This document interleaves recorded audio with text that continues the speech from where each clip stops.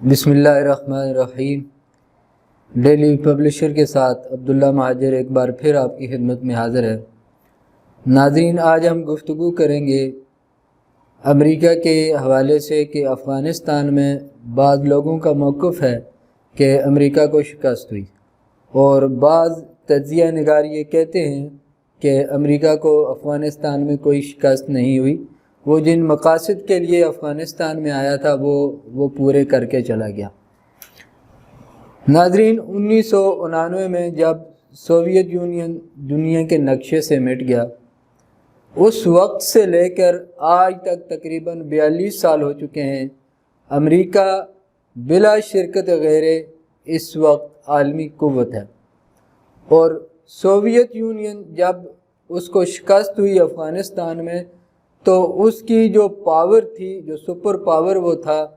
یا شریک super power وہ تھا، اور اس کی وہ حیثیت ختم ہو گئی، اس کا ملک ٹوٹ کر ٹکڑے ٹکڑے ہو گیا، اور ایسی کسی قسم کی صورتحال کا امریکہ کو سامنا نہیں کرنا پڑا۔ سوویت یونین کی معیشت تباہ و برباد ہو گئی، اور آج تک وہ اپنی اکانومی کو اس لیول تک نہیں پہنچا سکا۔ اس کی بنسبت اگر امریکہ کو دیکھا جائے تو امریکہ کی بظاہر اکانومی کا بھی اتنا نقصان نہیں ہوا، اس کی جی ڈی پی جہاں اس وقت تھی آج سے 20 سال پہلے، اس سے مزید بہتر ہوئی ہے، کم نہیں ہوئی۔ لیکن امریکہ کو ایک نقصان ضرور ہوا کہ امریکہ جنگوں میں الجھا رہا، اور اس کے مقابل چائنا جو ہے وہ ایک مستقبل کی طاقت بن کے ابھرتا رہا، اور آج وہ ہر سٹیج پر امریکہ کو چیلنج کر رہا ہے۔ اب سوال یہ ہے کہ کیا امریکہ افغانستان میں ناکام ہوا، اور فاتح کون ہوا؟ مختلف آراء ہیں۔ کچھ لوگوں کا یہ کہنا ہے، جو بات میں ابھی عرض کر چکا، کہ امریکہ کا تو اس میں کوئی نقصان نہیں ہوا، نہ اس کا ملک ٹوٹا، نہ اس کی اکانومی نے کریش کیا، اور نہ اس کی سپر پاور کی حیثیت پہ بظاہر ابھی تک کوئی فرق آیا۔ لیکن جو سوویت یونین تھا، اس کا ملک بھی ٹوٹا، اس کی اکانومی بھی ختم ہو کے رہ گئی، اور بالکل وہ ایک ناکام ملک ثابت ہوا اس جو افغان وار ہے اس کے بعد۔ ایسی کسی صورتحال کا سامنا نہیں کرنا پڑا۔ تو نقصان کس کا ہوا؟ نقصان ہوا افغان عوام کا، افغانستان کا، کہ افغانستان ایک کھنڈرات کا ڈھیر بن کر رہ گیا۔ اب امریکہ جب افغانستان میں آیا تو وہ یہ سوچ کے آیا تھا کہ یہ جو قدامت پرستی ہے، اور اس سوچ کو اور اس فکر کو میں نے ختم کر کے جانا ہے۔ بظاہر اس نے اسامہ بن لادن کا ایک بہانہ بنایا کہ اسامہ ہمارے حوالے کرو۔ ورلڈ ٹریڈ سینٹر پہ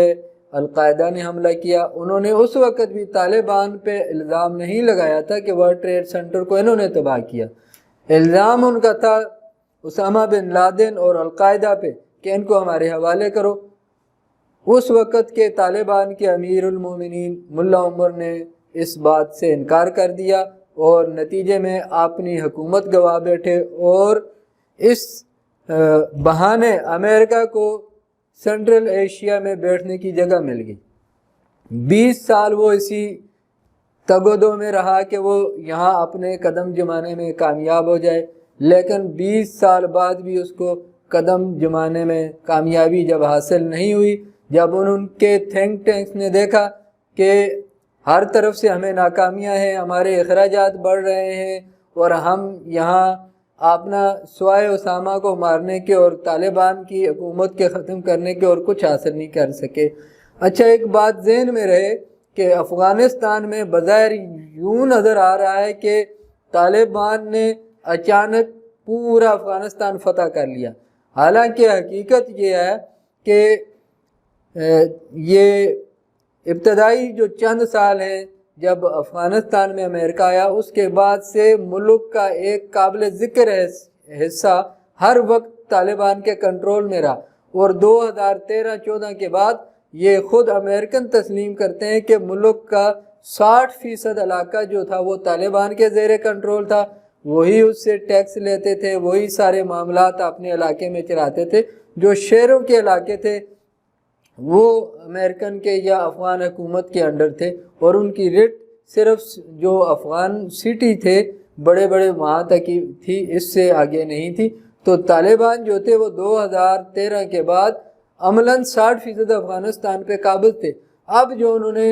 قبضہ کیا وہ تو تقریباً 40% افغانستان پہ انہوں نے امریکہ کے وہاں سے نکلنے کے ساتھ ساتھ انہوں نے قبضہ کیا، اس لیے ان کو اتنی بڑی پریشانی کا وہاں سامنا نہیں کرنا پڑا۔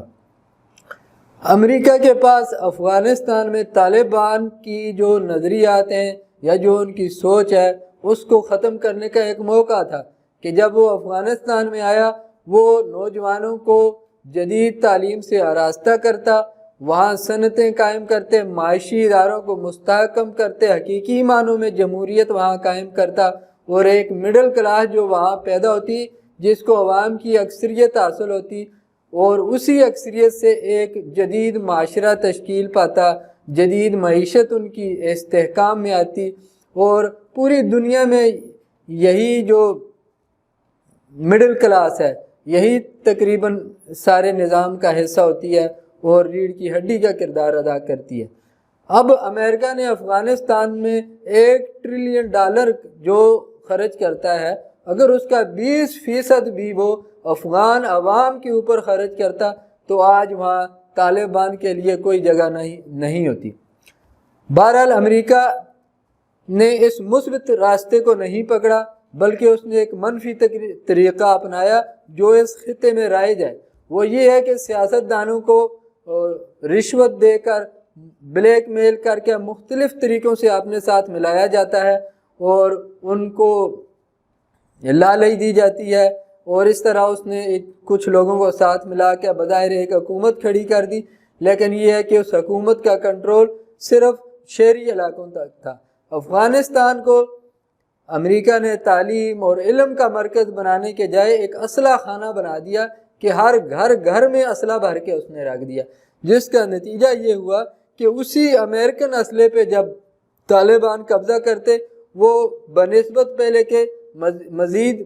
مضبوط ہو جاتے، اور پھر اسی اسلحے کے زور پہ انہوں نے جب کارروائیاں شروع کی اور پھر جو افغان آرمی تھی وہ ان کے آگے ٹھہر نہ سکی۔ اس میں تو ایک بڑا زبردست آرٹیکل بھی چھپ چکا ہے جس میں انہوں نے یہ ساری ڈیٹیل دی ہے کہ آیا یہ جو افغان کہنے کو بظاہر 3 لاکھ آرمی تھی، یہ 3 لاکھ تھی بھی نہیں، تو انہوں نے یہ بات ثابت کی ہے کہ یہاں کوئی 3 لاکھ آرمی نہیں تھی، یہ سراسر جھوٹ ہے۔ صرف 50 سے 60 ہزار آرمی وہاں جو گراؤنڈ پہ تھی وہ 50 سے 60 ہزار تھی، باقی کوئی دوستوں کی، کوئی کس کی وہ فنڈ لے کے کھا جاتے تھے، اور جو وہ فوجی تھے وہ آن ڈیوٹی نہیں ہوتے تھے اور ان کے ناموں پہ تنخواہیں وہاں کے قبائلی سرداروں کو جاری ہوتی رہتی تھی۔ بہرحال گفتگو کا ہم اختتام کرتے ہیں، اور ہمارے خیال میں یہ جو افغان جنگ ہوئی ہے اس میں امریکہ کو جس طرح ایک طبقہ کہتا ہے کہ شکست ہوئی ہے، بظاہر دیکھنے میں شکست ہوئی ہے کہ وہ وہاں سے نکل گیا، جن کو نکالا تھا وہ واپس آ گئے، لیکن در حقیقت یہ جنگ جو ہے اس میں امریکہ کو بھی شکست ہوئی، اس میں افغانستان کو بھی شکست ہوئی کہ وہاں ان کے 2 لاکھ آدمی مرے، ان کا ملک کھنڈرات کا ڈھیر بن گیا، اور اب ان کھنڈرات کو بھرنے کے لیے بھی ایک عرصہ چاہیے، اور اب افغان طالبان کی ذمہ داری ہے کہ وہ آئندہ کسی قسم کے اس طرح کے جھگڑوں سے بچیں، اور جو 40 سالہ خانہ جنگی ہے اللہ تعالیٰ نے ایک موقع دیا ہے، اس موقع سے فائدہ اٹھائیں اور اپنے عوام کو مشورے کے ساتھ اپنی حکومت میں شامل کریں، مشاورت کے ساتھ قبائلی رہنماؤں سے مل کر چلیں، اور دوبارہ کسی باہر سے آنے والے جابر کو ایسا موقع نہ دیں کہ وہ کسی چیز کا بہانہ بنا کر افغانستان کا امن تہو بالا کرے اور لوگوں کو مفلوج کر کے وہ یہاں سے نکل جائے۔ اور یہی ایک ان کے لیے ایک سنہری موقع ہے کہ وہ بھی دنیا کے پرامن ممالک کی طرح اپنے آپ کو بھی ایک پرامن افغانستان اپنی عوام کو بھی دے سکتے ہیں، اور خود بھی ایک پرامن افغانستان میں رہ سکتے ہیں، اور اس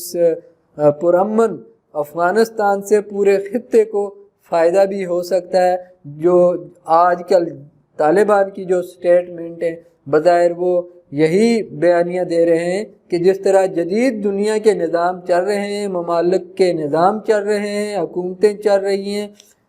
سسٹم ان کا ضرور اسلامی ہوگا لیکن وہ طرز وہی اپنائیں گے جو پوری دنیا میں ہے، لوگوں کو ہر طرح کی آزادی حاصل ہوگی، کچھ اسلامی اصول ضرور لاگو ہوں گے، اسلام کے جو بنیادی اصول ہیں ان پہ عمل کریں گے، باقی ان کو اپنی نجی زندگی اپنی مرضی کے مطابق گزارنے کی اجازت ہوگی۔